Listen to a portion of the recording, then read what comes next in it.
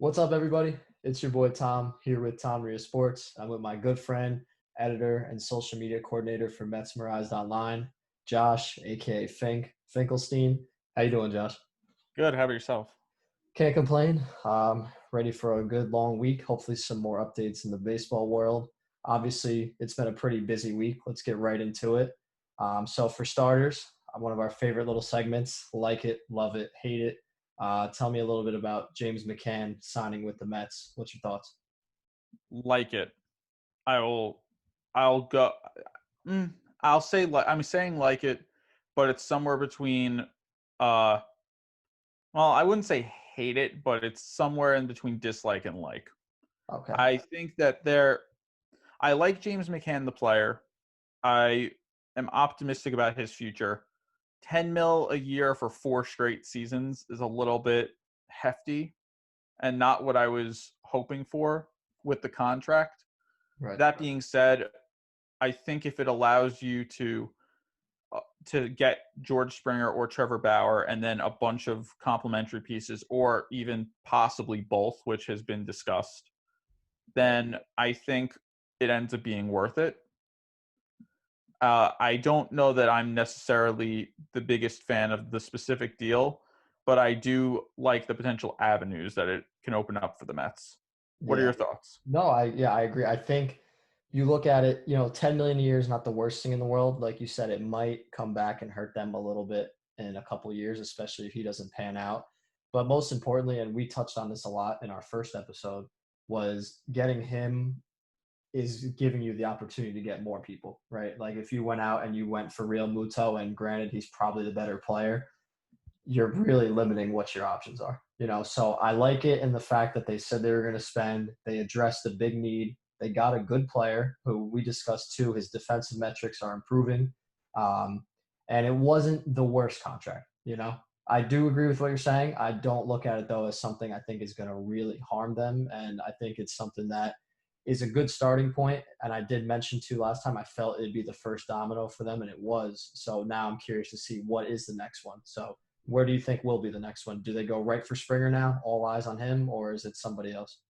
Well, first of all, one thing I do want to touch on is that I think anyone who thinks that this is a contract that's going to hamper the Mets long term, I think is thinking back to last season with the Wilpons a little too much. Right. And I think that they are thinking of 10 million as this big grand number that's actually somewhat, seriously impactful. And don't get me wrong, $10 million is $10 million. It's still money. It's a lot of money still. But $10 million in the grand scheme of a man worth $14.6 billion, I believe, is chump change. Absolutely. And I don't think we should be that worried about the 10 mil a season that James McCann's going to make. If you don't think that the value is great, that's one thing. And I actually can somewhat agree with that. But I don't think we should be looking at this as James McCann is a contract that's going to hamper us long term.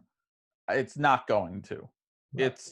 It's a deal. First of all, it is movable if it ever were to come a need to be done. I don't think that it will, hopefully, but it's not a deal that's going to destroy us. Robinson Cano's, on the other hand, is one that still has an impact on us, whether we like it or not. Maybe not this season, but next season could possibly. So let me ask you this then. You said you like it. Why don't you love it then? Because because there definitely is, James McCann is inferior to JT Realmuto, and I don't even think there's really a debate to be made about it. If anyone wants to have a debate about it, then I really don't think you know enough about baseball, to be quite honest, to be having a debate like that. Because there is no argument. James McCann is not JT Realmuto. JT Realmuto is the best catcher in baseball. The only person that he might be close to is the man that was in the middle of that James McCann article, Yasmani Grandal, who, by the way, really is the guy that should have been a Met two off seasons ago, last off season actually, Right. or Well, two. they could have got him either They one. pursued him both off seasons, Right. Right. Exactly. and he should have ended up with them at least one of those off seasons. And that, in reality, that Yasmani Grandal not signing with us is what has led it to us probably overpaying for James McCann now. Yasmani Grandal is not overpaid. James McCann will be overpaid. Maybe not overpaid in terms of annual salary, but 4 years is definitely an Right. overpay. Is the length? Yeah, so the length is your biggest concern. I mean, not concern, but the length is more of the reason why you don't love it as much. Is that right? Yes, it honestly, if it was 2 years, 20 mil, if it was 2 years, 25 million, I'd be happy with it. Right. 4 years, 40, I get a little bit more uncomfortable with. That being said, I like the player. I don't think, Sandy Alderson said this in the introductory press conference when he came back to the Mets, that we are now in a position where we're going to prioritize the acquisition over the contract. And I think that this type of move shows that, because they've clearly shown that the priority was to get James McCann, not to get a bargain of James McCann. Really, the next thing, because we talked about McCann a lot in the last episode, so I want to not touch on him too much. Let's talk for a second about the other big news around the Mets, and that's obviously the hiring of Jared Porter. Tell me a little bit about him for fans who don't know him, fans who've never heard of him before. Just what does he bring to the team? Like some things maybe he's known for? Just tell me about the addition to the Mets. So I'll admit I'm still learning a little bit about him myself. Yeah, me That too. being said, Jared Porter, what he does bring, first of all, for people who don't know, as you can see, he's wearing a Diamondbacks jacket in that picture. He was the assistant GM and senior vice president, if I'm not mistaken, of the Arizona Diamondbacks for the last 4 years. And he first of all, he's very young, as you can see. He as compared to most executives in the game today. And Jared Porter, from everything I've read so far, you don't find a single person saying anything bad about him out there. They're all saying he's an incredible communicator, brings an analytical background with also a scouting mix.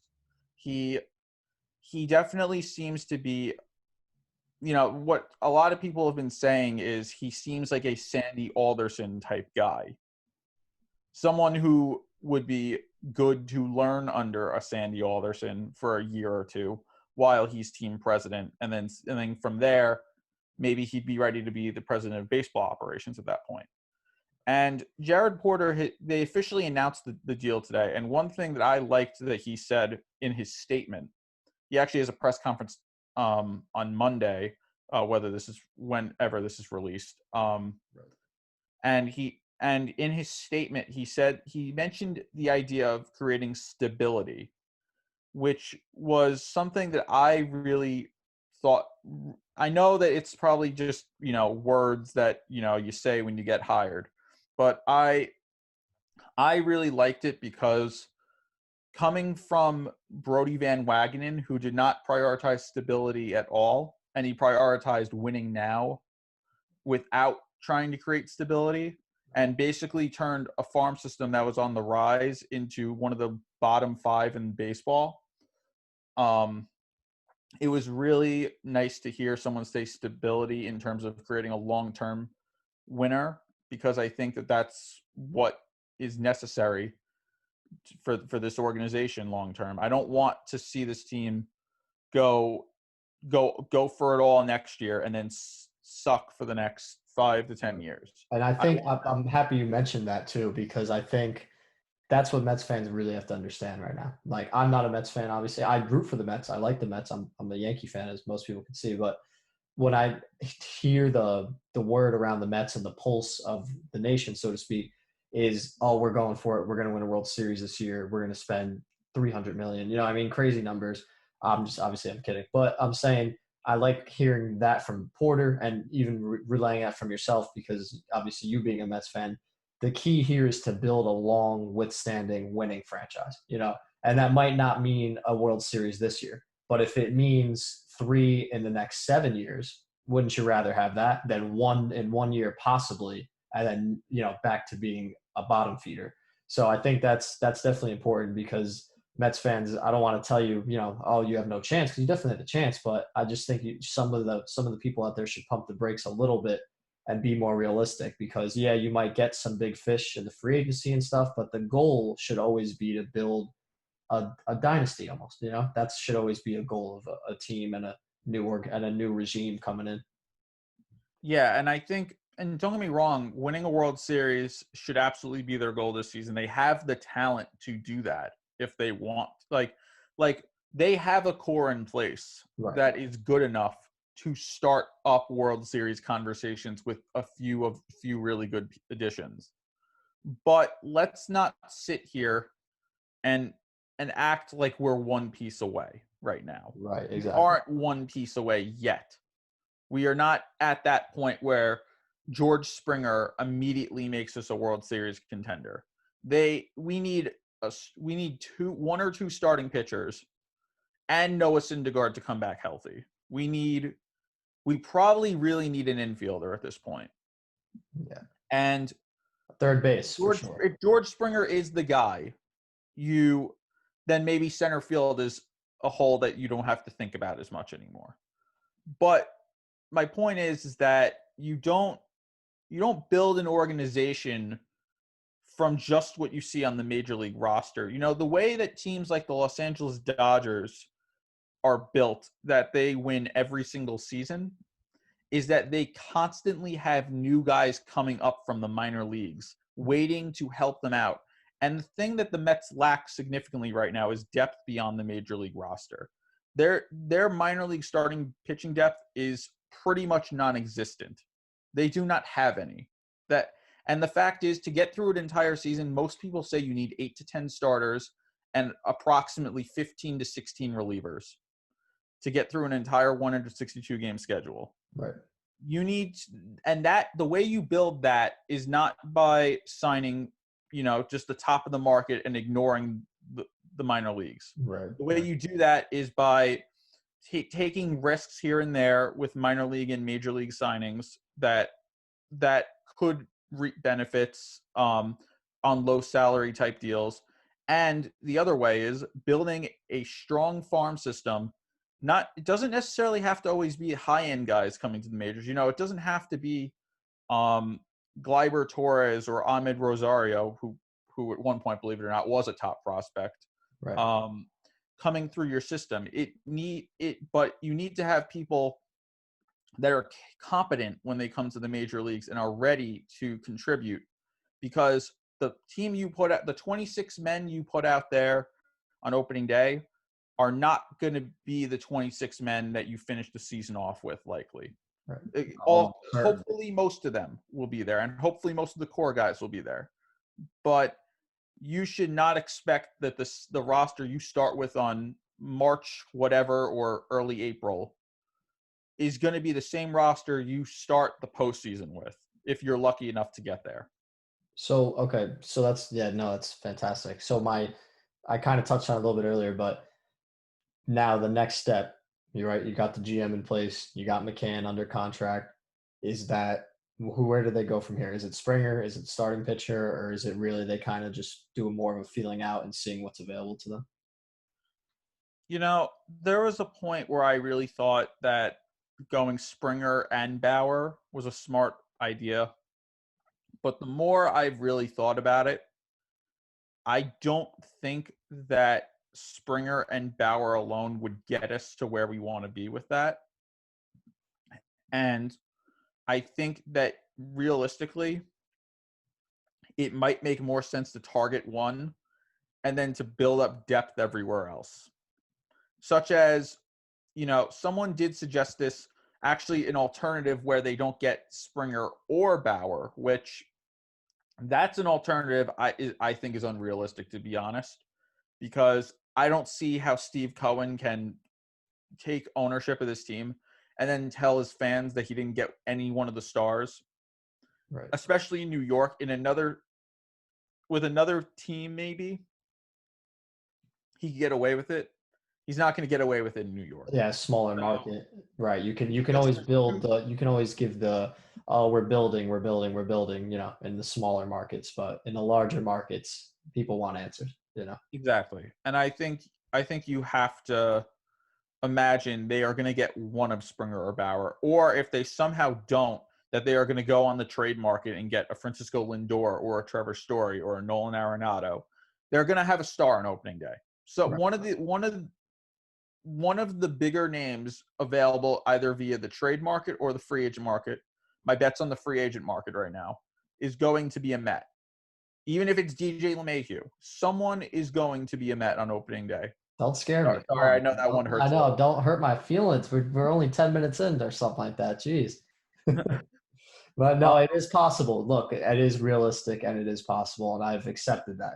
I think just to touch on LeMahieu, I think when it first, when the season ended, and I mean, it was like, oh, no brainer, we're going to sign him, whatever, it doesn't matter. But as time has gone on, and speaking of the Yankees, and we'll talk about them here too, because I did want to just discuss this, was we talked about it, their luxury tax and how much they've been really trying to stay under it. And that's what makes me a little worried that maybe LeMahieu isn't somebody they try to bring back. And because they got some tough decisions to make over in New York. We have Tanaka, maybe. I think Paxton's a no, like not going to happen no matter what, probably, which is fine with me. I really am not like trying to bring him back. But as far as the Yankees go, let's just discuss a little bit about the luxury tax thing. This has been something that's been kind of new for Yankee fans, right? Like for the last couple of years for us, and it's been like for me being like oh, it is what it is type of baseball fan. I know a lot of my friends and stuff are like, oh, like if Steinbrenner was here, we'd be signing this guy and that guy and this guy. And like, I think it is smart, but I also think somebody like LeMahieu, I have a tough time letting him walk away because he fits a mold of everything that we need, right? I mean, we're a power hitting team, but he's the guy who gets on base. He plays tremendous field. He's versatile, gets on, like, just he does it all. So my question, I guess, for you is, if it has to, if they have to pull some strings, maybe go against the luxury tax, do you see the Yankees doing it? Are you not sure yet? Like, just tell me kind of your thoughts with the Yankees and LeMahieu, what it's going to really take. I'd say I'm somewhere between uh I don't have an answer for that yet, Right. and I don't think they will go against the luxury tax. I truly, and this was actually something I was going to get into a little bit with what I was saying about this article by Joel Sherman about the Mets attacking the second tier of the market, and they were talking about Tanaka in it, and apparently, I don't think it was Sherman who reported it. I might be wrong about that though. I'm not gonna say he didn't report it. I don't know who did, Right. No, yeah. but there was a report that came out recently that said the Yankees might not be able to keep both Tanaka and LeMahieu, and it's one or the other. Wow. And I I think that stands to believe they will not go against the luxury tax. Do they love LeMahieu enough to possibly go past it? Maybe. I don't know. However, this is one thing I would caution people with DJ LeMahieu. And even as a Mets fan, if they sign him, I'm nervous about this, if they were to do that. As much as I love DJ LeMahieu as a player, I think from the very beginning, he has always been on the very clear person in the free agent market that was bound to get overpaid by whoever he ends up finally signing with. Yep. Because the fact is, he's a 32-year-old second baseman. And while right now he looks like a great player, a lot of his value also comes in his fielding ability, which Mhm. is bound to decline at that age rapidly, possibly. And I think right now what they're talking is 5 years north of $100 million, according to reports out there. That's what they're looking at. Isn't it crazy? Because this is a guy who got what did he get? 2 years, 23, 26 million just a couple years ago. Wasn't that his Yeah, contract? and it was labeled a bad contract. Yeah. Yeah. 2 years, Yeah. I just, 23 mil was labeled a bad contract for this guy two that is off seasons ago. Yeah, and it was an absolute steal. And now he's played himself into some serious money. The one thing I want to mention, though, and this has always been my dream, so to speak, because I agree with that the age is what worries me the most with him. But I think for the Yankees, what can work really well for long term Obviously, with health and things like that playing a factor. But I think if you can transition him to a full-time first baseman, I think that's important. I think you could do that. And then that kind of maybe saves some of his defense. I don't know if that's where he wants to play. I don't know if that's what they want to do. I just look at it as you might be able to protect him when his fielding does start to decline, whether it's at second or third, by maybe switching him over to first for a little bit and seeing how that goes, because I don't believe in Voit at all. I know some people might. I'm not a big Luke Voit fan whatsoever. I think we've got to find somebody else to play that every game type of role, the big games, things like that. So do you hear that and think, oh, maybe that could work? Do you think I'm crazy for thinking that? What's your thoughts on that? At the beginning of the offseason, I kind of viewed it as actually a very ideal scenario where they could trade Luke Voit for some other need, maybe pitching. I'm not sure what they would be looking for. Probably a starting pitcher is my guess. Yeah, yeah, And then they could transition LeMahieu to first. I don't think LeMahieu moving to first base is a problem at all. I think he's perfectly willing to do that. I don't think that would be and listen, I'm not speaking for him, but I really highly doubt that he would make a serious issue of playing first base. He seems to be you know, a Ben Zobrist type of person that's willing to play every type of position. right, Um, and I think that he, I think the way I looked at it was that would be the perfect opening to move Gleyber Torres to second and bring back Didi Gregorius, who right. Yankee fans know and love, and they need a left-handed bat Absolutely. terribly. And he does somebody who doesn't strike out either, which And is very nice. and we've already seen how Didi Gregorius can perform in a Yankee uniform.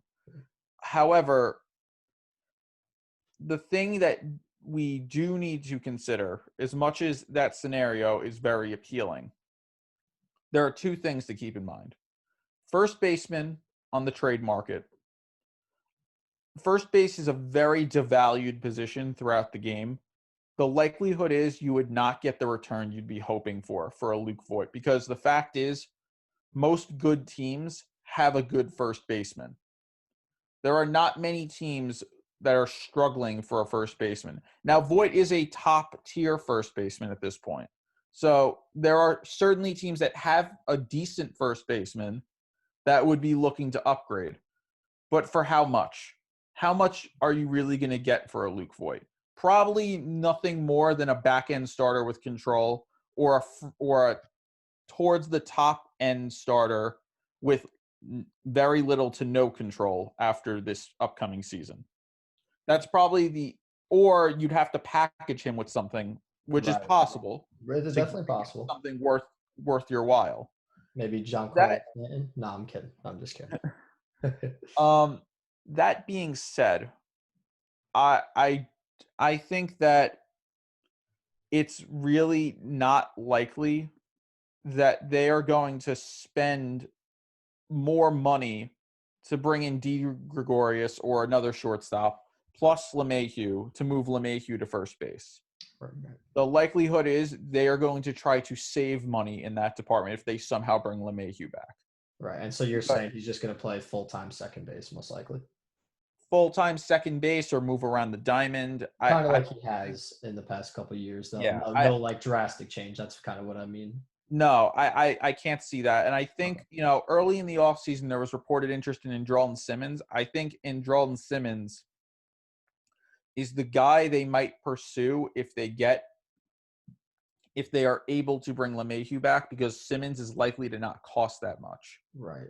Right. As much as Simmons is a much more inferior option, and he is so injury prone at this stage that it is really gambling a lot. I mean, Big time. someone said this to me yesterday.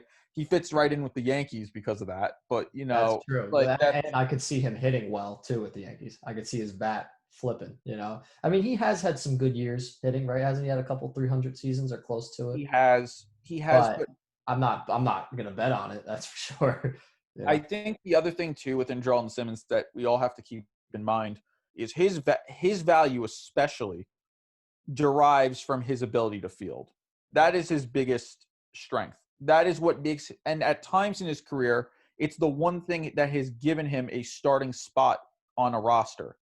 Right. Actually, if you look at his stats right there, it looks like almost every season he the defense is what made him. Well, you don't see his defensive stats, but we all know how good of a defender. Right. Yeah, that's somebody you That is literally just what know. keeps him as a starting shortstop in this league. Right. Right. 100%. I mean, this his best year looks like 2018, right? Played 146, Yeah. 292.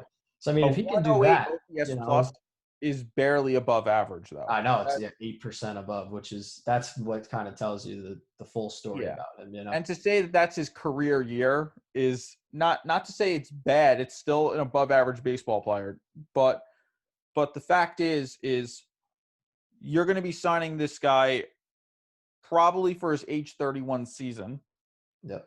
and with an extensive injury history. He's only played in 133 games over the last 2 seasons now. Yep. So and the likelihood is his defense is probably going to decline because of those injuries at some point. Yeah. The body Sooner only is rather than later, so for much sure. for him. He's going 100%. to deal with, at some point it will seep into his playing. Other than Simmons with the Yankees, obviously, I'm looking here.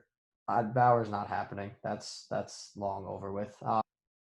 So let's say LeMahieu signs elsewhere. I'm not going to put any teams out there, but where do they go next? Brantley's a guy who's been tied to the Yankees. He's a lefty. He's similar to LeMahieu in the ability to hit for contact.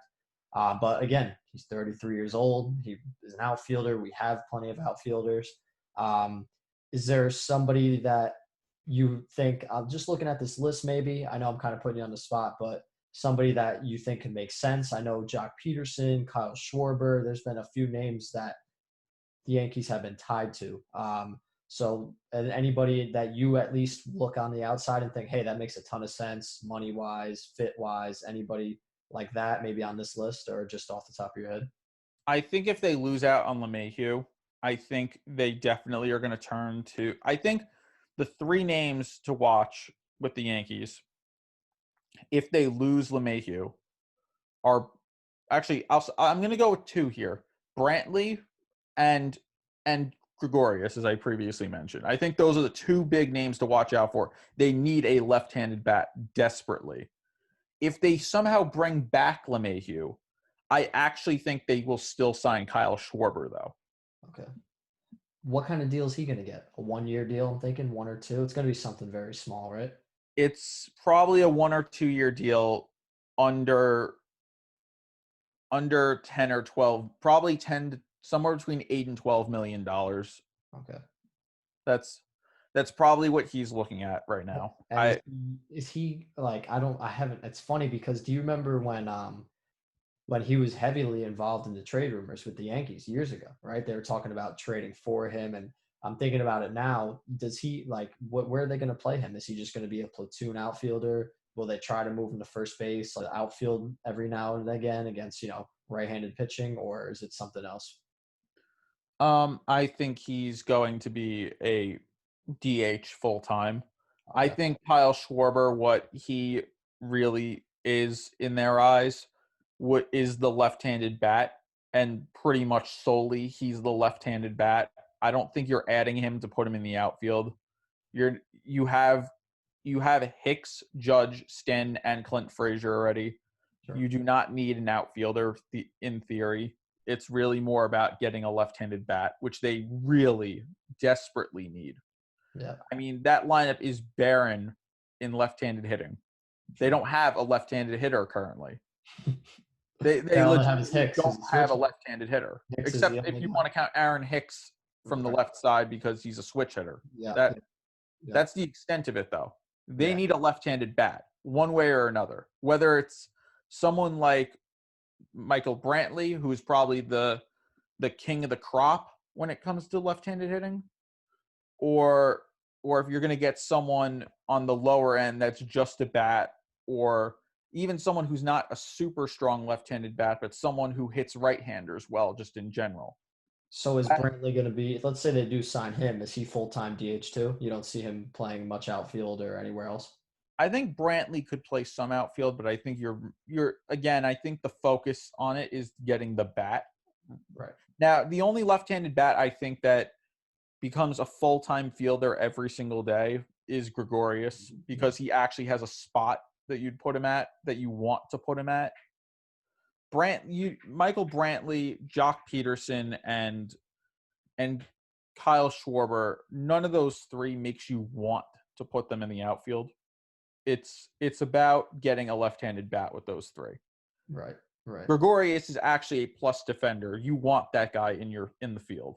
I was gonna say too, and you might agree. I personally want to see Glaber back at second base too. That's why I've always kind of been like, oh, we'll just put him there, sign a shortstop, and put LeMahieu at first. That was like my dream going into this offseason. That was my dream, So sign Didi or sign, I don't know, maybe not really Simeon. I'm not too interested in him, but maybe even like Simmons or somebody, take a risk on a guy and have Glaber play second, because I think he's much better there too. Like obviously Glaber came up as a shortstop and he's had his moments or whatever, but just watching the last couple of years, a couple of years, like he, at least I don't know the exact metrics, but from what I've seen, he was a lot better just by the eye test fielding at second base, which makes sense. It's an easier position to field.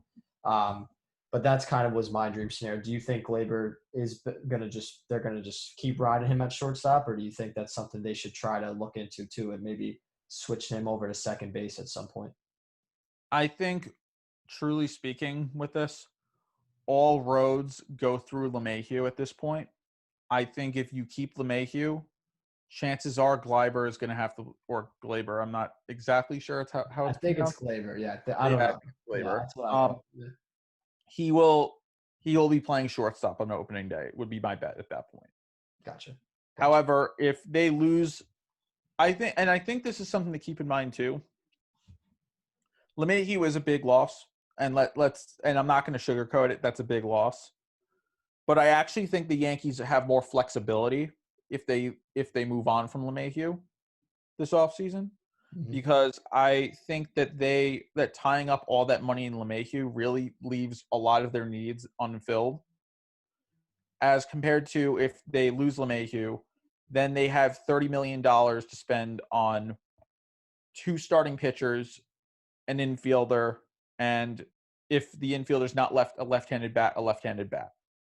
If you keep LeMahieu, you cross out the infielder thing, but you're probably going to have about 10 to 15 million to spend on two starting pitchers and a left-handed bat, Right.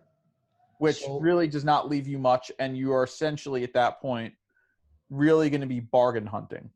well, speaking of bargain hunting, I read a report with the Yankees, since we're kind of focused on them right now. About a week ago, they were talking about potentially trying to get a trade with the Pirates for Jameson Taillon and Josh Bell. I don't know if you saw that or not. I Um, have seen that. yeah, see, I think Bell actually would be a really good fit with the Yankees. He's a lefty. He can play first base. Um, I'm curious as kind of your thoughts with that. Do you think that's a route they go if they miss out on LeMahieu, or if that's a route they go maybe even if they still get him? Because there is some trade market for first base. I think Brandon Belt is another name too. I remember last year they talked a lot about him. I don't know if he's a free agent or not. But specifically with Bell, is that somebody you could see the Yankees pursuing, or do you think that was just rumors that'll eventually get blown away? Uh, I can see them pursuing, and I'll say this: up until this offseason, Ben Charrington's now their GM, so who knows how he'll operate. He's an accomplished executive, so he might be okay in that role with the Pirates. But for the past couple of years, trading with the Pittsburgh Pirates has been a dream come true for every team that trades with them, because the fact is every trade they make, the person they get does not work out, while the other person exceeds expectations. So that so if this was the Pirates a year ago, this would be the Yankees' dream trade scenario. However, I don't really see the fit with Josh Bell, to be quite honest. Unless if Voit is going back in the deal, which there's no reason yet to believe he would be. I don't see the point of having Josh Bell and Luke Voit. That I agree with. I agree You with know, that too. Yeah, I you know, definitely. there's a problem the Mets right now are running into because, well, I mean, the Yankees will have a DH, so I suppose it's a little different than what the Mets are going to deal with Smith and Alonso next season if there is no DH. Right. However, two first basemen. A lot of teams are looking to do a rotation of DHs at this point. They don't want to have one guy landlocked into the DH position outside of the JD Martinez Boston Red Sox situation, because JD Martinez is that good of a bat that it's worth giving him the DH spot every single day. However, having two first basemen on your team really is quite limiting, because first basemen tend to not have more than one position that they can play, oftentimes. Most times, yeah. And so, with that being the case, if you have Aaron Judge and Giancarlo Stanton and Clint Frazier, all three of which either are terrible fielders, Clint Frazier, or Giancarlo Stanton and Judge, who are often hurt. Right. You would want them to be able to DH at some point. Acquiring, especially as Giancarlo ages, because Bell has more than 1 year of control. So are you really going to acquire someone that basically forces you to either bench someone notable in your lineup or forces you to put Giancarlo Stanton, Clint Frazier, Aaron Judge, or at least two of the three of them in the field every day? I don't know if that's the best solution right now. Right. I would be quite hesitant to do something like that. Now, Jameson Taillon makes perfect sense. Yeah, no, I loved that he was part of that, I definitely think that's well worth the risk for sure. Now, if the deal is mostly centered because of the interest in getting Taillon, that makes more sense to me. Josh Bell alone, though, or Josh Bell with Taillon, it really would have to be a deal where I feel like I'm getting much better value for me Right. to want Josh Bell if I'm the Yankees. Right. And probably you want to send Voit back too. Yeah, I don't think. You've kind of convinced me of that for sure. Yeah, I just don't think you can. And Josh Bell, the bat itself fits. He's a switch hitter, and putting a left-handed, a guy that can hit left-handed is important for the Yankees. Yeah. In the lineup. Absolutely. That being said, I don't see the fit if you're going to keep Luke Voit around, because that you are having two first basemen on the roster at that point, and it just doesn't. The duplicity of it doesn't add up. Gotcha. All right. Well, here's the last question I'm going to ask you, just because we're running thin on time a little bit, and putting you on the spot here. So, got you. You got to put your thinking cap on. Oh boy. Next big domino to fall. Well, my hope is George Springer to the New York Mets. Okay. That being said, I think that's realistic, though. I think it is too. I was I don't actually going think to you're say out of oh, I'm a Mets fan, whatever. Like, no, I think that's something that realistically could definitely happen. Yeah, and I think George Springer is going to end up being a Met in the end, whether it's tomorrow or in mid-January. Right. I think the likelihood is it's either LeMahieu or Springer that's dropping next. Okay. Yeah, I'm curious I agree with that. The one guy on this list, and we're not going to talk about it too much, but I'm curious to see what happens with Ozuna. I think he's probably waiting, and his agents are waiting to see if the National League is going to have a DH before he makes any deals. But he was awesome last year. I mean, he was awesome at the plate. And I don't know if he can keep that up. It was a short season, don't get me wrong. But 30 years old, he's had some monster hitting seasons. I'm very interested to see where he ends up. I think he's going to be one of the later pieces to fall, but I'm definitely interested in him. And I think we should talk about him maybe in our next episode. So just to keep fans on their feet a little bit, but yeah, I'm very interested in Ozuna as well. I think that he's in a complicated situation a little bit right now, because the DH being in flux is not good for a player who a lot of people are viewing as a DH right now. What I did find interesting about Marcell Ozuna, and we can talk about this more in the next episode. Yeah, we will. The Mets actually were reported to have interest in him earlier in the offseason. And now, while I think that that's a fallback to George Springer, it also leads me to believe that they are considering, at least wanted to have a hedge in case they wanted to potentially move a Brandon Nimmo, Dominic Smith, or even both in some sort of deal, so that they could sign Ozuna to play left field. and that would help with the right-handed hitting situation for the Mets.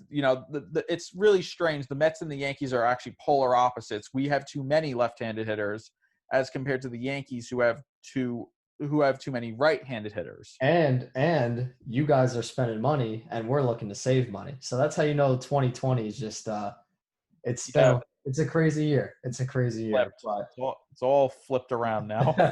so just to recap, really today's episode. So we like Porter to the Mets. We like McCann, but we don't love McCann, right? Because the length more so than the money. Um, Springer to the Mets, we're both pretty convinced. LeMahieu to the Yankees, we're not convinced. And one of those two guys are probably going to be the next domino, right? Did I miss anything? I agree with you completely with that. So that sounds about right. That sounds like a good way to finish. Josh, it was a pleasure, brother. I'm glad we got to do this. Let's try to get another one in soon and enjoy the rest of your night. Yeah, thank you. Pleasure to be talking with you. Take care, Josh. You too.